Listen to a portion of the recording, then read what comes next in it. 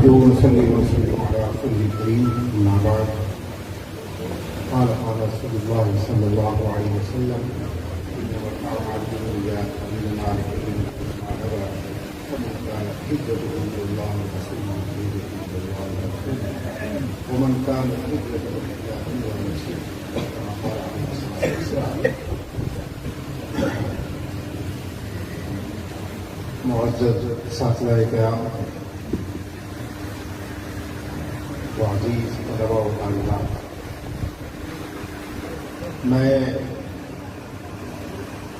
سب سے پہلے تو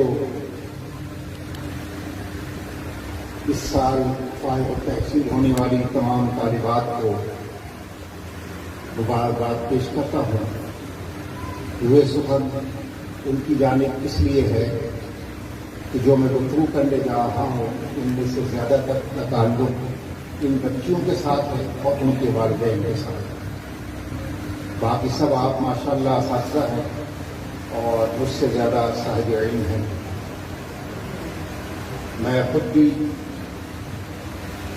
مدرسے سے ہی فارغ التحصیل ہوں. جامعۃ العلوم اسلامیہ نام سنا ہوگا. اسی ادارے سے میں نے فراغت حاصل کی ہے اور ایک طویل عرصہ ہو گیا مختلف کالجز کے اندر پروفیسرس کی حیثیت سے فرائض بھی انجام دیتا رہا اور یونیورسٹیز کے اندر بھی میں ایک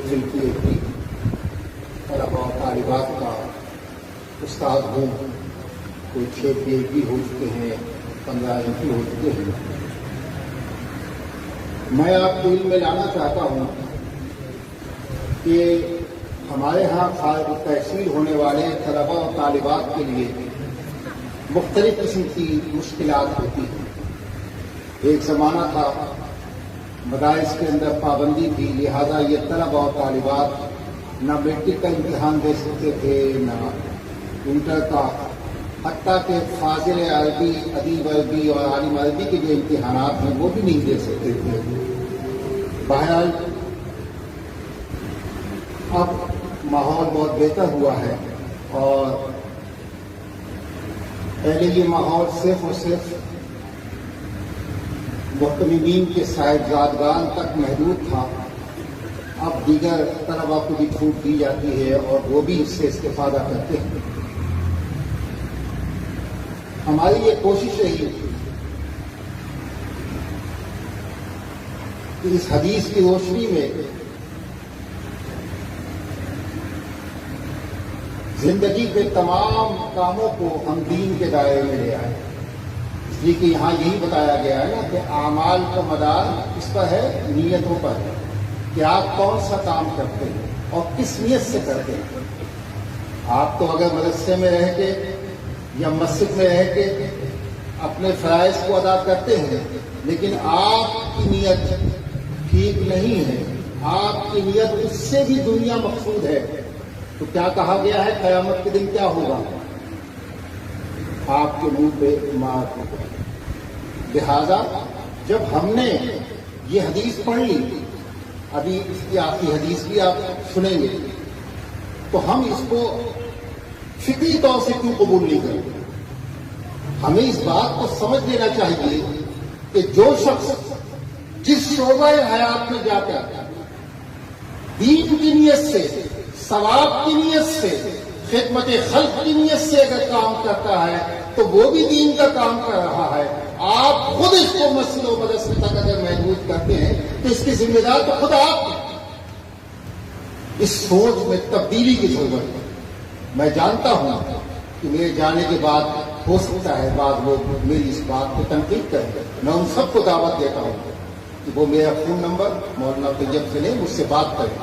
کیونکہ یہاں بہت مختصر وقت ہے اس لیے میں ان دلائل پر ان باتوں پہ نہیں جاؤں گا.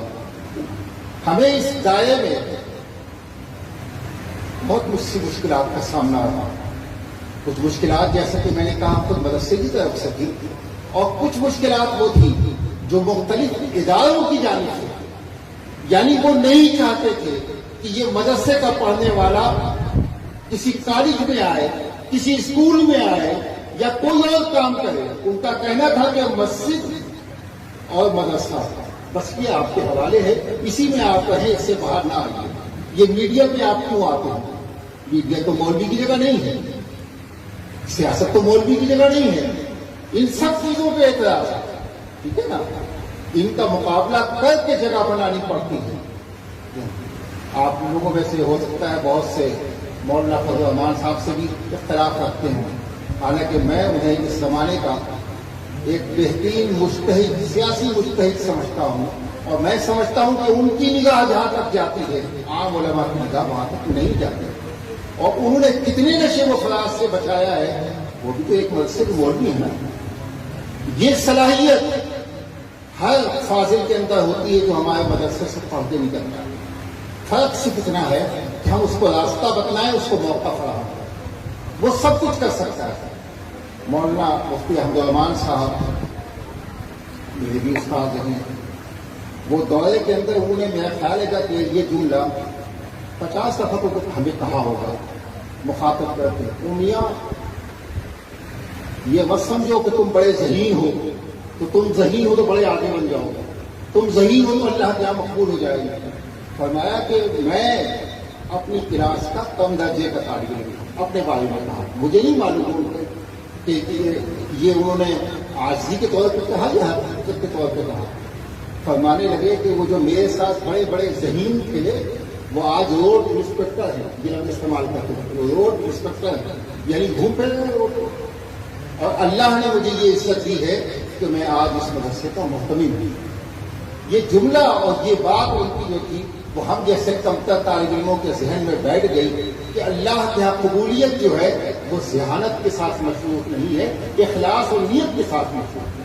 اگر یہ ٹھیک ہو جائے گا تو سب کچھ ٹھیک ہو جائے گا۔ اور پھر ہم نے اس کے بعد دینا، چونکہ ہمارا رجحان اس طرح تھا کہ کالج میں جانا ہے، یونیورسٹی جانا ہے، ایم فل کیا، پی ایچ ڈی کیا، اور اس کے بعد جب یہ سب کچھ کر لیا تو اپنے ہی لوگوں کو ہم نے سب سے پہلے دعوت دی کہ آئیے اور آپ بھی M Phil P H D کیجیے اور لوگوں کا مقابلہ کیجیے جو زمانے کے اندر ہمارے لیے رکاوٹ ہے نا۔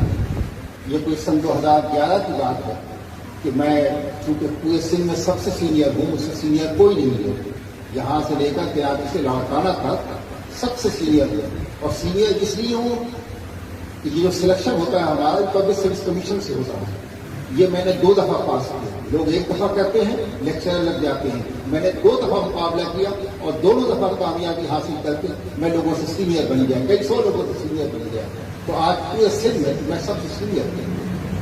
اس مناسبت سے مجھے جو ہے پبلک سروس کمیشن نے سلیکشن کے لیے بلایا، 98 لوگوں کا سلیکشن میں نے کیا 2011 کے اندر لینا۔ اور آپ کو دلچسپ بات بتلا رہا ہوں، ابھی ہمارے قاری عثمان صاحب نے جس بات کا اشارہ کیا ہے، میں آپ کے اطمینان کے لیے اس کو بتا رہا ہوں۔ پہلا شاہد انہوں نے مجھے بنایا ہے، میں اپنے عمل سے آپ کو پیش کر چکا ہوں، اب آگے بتا رہا ہوں۔ 98 افراد کا میں نے سلیکشن کیا 17 گریڈ کے لیے، یعنی کالج کے